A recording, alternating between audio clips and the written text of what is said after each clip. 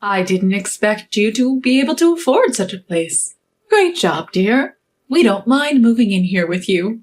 I was puzzled at my mother-in-law's words. Excuse me? With this, I don't mind not divorcing you. I'm single now, you know? My name is Lucy, 35 years old. I'm a doctor at a women's health clinic. I live 15 minutes drive away from my workplace in a nice apartment complex, where I live with my husband William and his parents. I married William 5 years ago. At that time, he told me, "If we get married, we'll have to live with my parents. I'm an only child, and I have to take care of them." I knew from the time I was dating William that he was an only child, and I was prepared to live with that, so I replied, "Of course, that's not a problem." So, when I married William, we rented a slightly larger apartment and started living with his parents. When we first started living together, his parents told me, "You're a doctor, Lucy. It must be busy, right? Your father-in-law and I will take care of the household chores and the other things. Just focus on your work." They took care of all the cooking, cleaning, and other chores. Thanks to that, I was able to concentrate on my work. I thought the same was true for William. But half a year later, that drastically changed. Suddenly, William quit his job. Startled, I asked him, "What happened? Why did you quit?" Then, William said, "Well, I think I've done enough. I want to quit here to take a break, and then start again. Plus, even if I quit, we won't have trouble making ends meet with your earnings." Why would you do something like this without discussing it with me? You can't guarantee that you'll find another job, right? What if something happens to me? "There's no point in saying things like that. We have savings, so we'll be fine." Fine, but then the one who stepped into the conversation was my mother-in-law. "Now, don't be so hard on him, Lucy. William has been working hard so far, so he deserves a little break, don't you think? All you have to do is make up for his absence by working harder." Her words left me speechless. I had also been working hard, and how on earth was it fair to suggest that I should work even harder while William took a break? That's ridiculous. It's not like William was the only one having a tough time. At my words, my mother-in-law's face changed. Suddenly, she raised her eyebrows and said, "Now, let me tell you something, Lucy. You're not the only one who has it tough. While you were at work, your father-in-law and I were taking care of the house. We were also working. That, too, without any breaks. If you're going to talk like that, we'll stop doing all the household chores. You can manage on your own from now on." What? Leaving me stunned, my mother-in-law and William left the room to watch TV in the living room. From that day on, I was left alone to handle the household chores and my job. No one else would do them. My in-laws often ordered takeout for meals, perhaps because they'd get hungry if they didn't prepare anything. And they would often order expensive dishes like sushi and soon started demanding me to leave more money for food expenses. "Lucy, please, leave enough money for us to eat. Do you want us to starve? Please try to cut down on the food expenses." Even when I asked them to cut down on the food expenses, my mother-in-law would retort, "How cruel of you to ask us to cut down on food expenses while we're staying home without any luxuries. Learn to take care of your in-laws." "I didn't know you were such a cold person. Maybe we should get a divorce," he said. I was so fed up that I started leaving more money for food, and my in-laws and William lived a life of eating whatever they wanted. One day, during my work break, I went to a gas station near my hospital to do some quick shopping. When I was about to pay at the counter, I realized I didn't have my card. It also seemed like there was less money in my wallet. For a moment, I was puzzled, and then I rushed home immediately after work.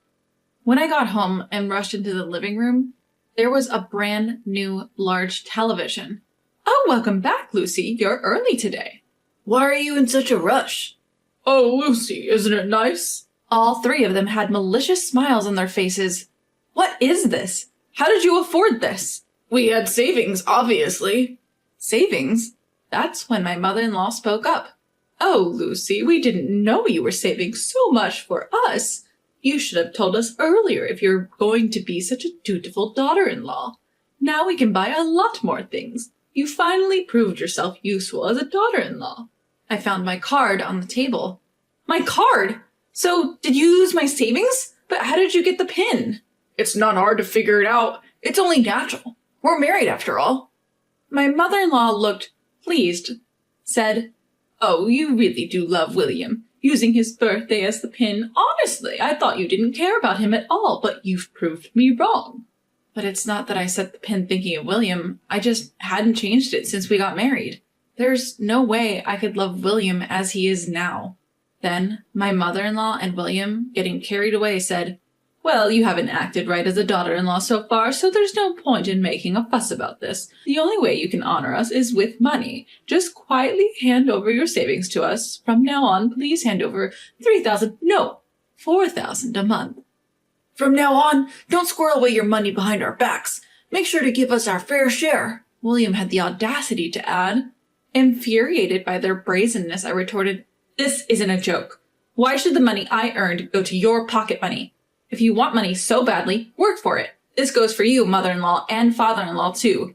Please have some decency and think about the household finances before you try to extort my money." Stunned, the three of them fell silent for a moment. But it didn't take long for my in-laws to snap back. "What an insolent daughter-in-law you are. Is that how you address your mother-in-law? We can't sense any gratitude. We don't need a daughter-in-law like you for anything other than money." "What an audacious remark from a daughter-in-law whose only worth is her money. There's a limit to disrespect," fumed my father-in-law. "Enough of your nonsense," William yelled and went to his room. I thought he had gone for good, but he came back to the living room holding a piece of paper, which he thrust at me. "I have something for you." It was a divorce paper. What's more, William's name, as well as my in-laws' names, were duly filled in the witness section. "Go ahead. File it if you dare. But you will have to move out of this condo. I can't be living with a stranger, you see." Unlike his wife, William is competent.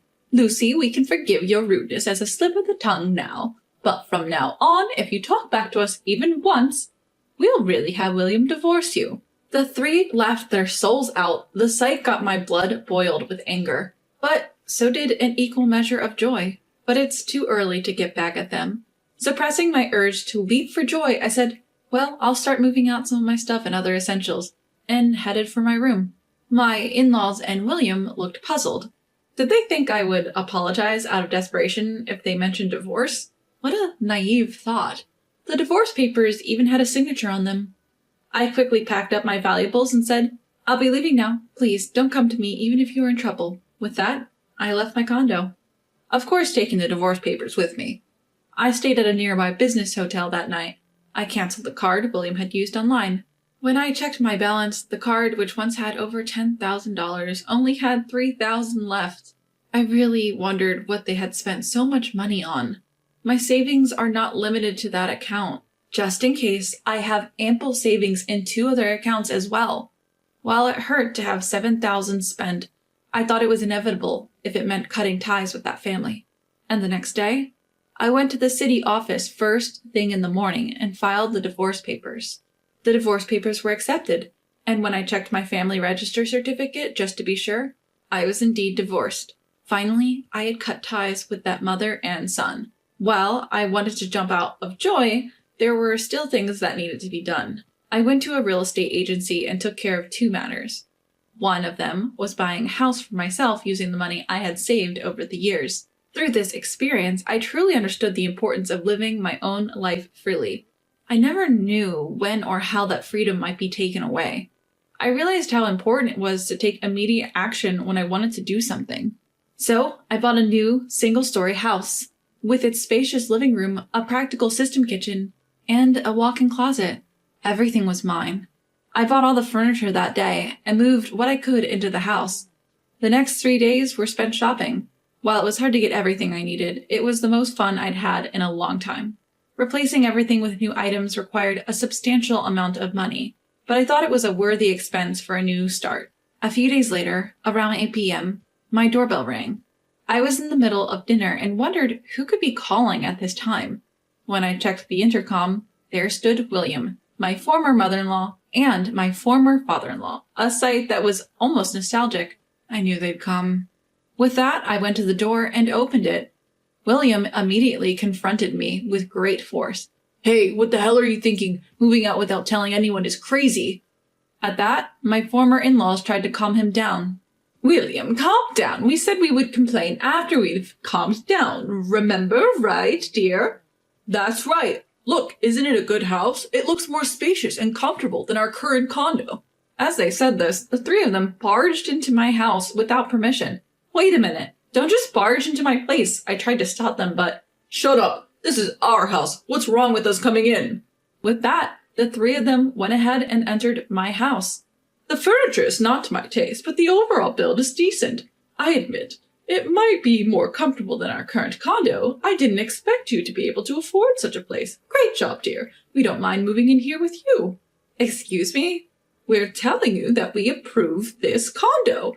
That we'll live here with you. We might even forgive your previous impotence. You're pretty low level as a daughter-in-law, but we could appreciate your thoughtfulness of preparing this place for us. I wonder if William would be satisfied with this. I guess I can forgive this. I don't mind staying married to you if we can live here. Excuse me? Who's your wife? And who's not getting divorced? Unsure of my question's intent, the three exchanged glances. I'm not married, you know. I'm single. Silence filled the room. Rather than being stunned, the three seemed to not understand the meaning of my words. Huh? What nonsense are you spouting? You think you can get away with all the disrespect you showed us?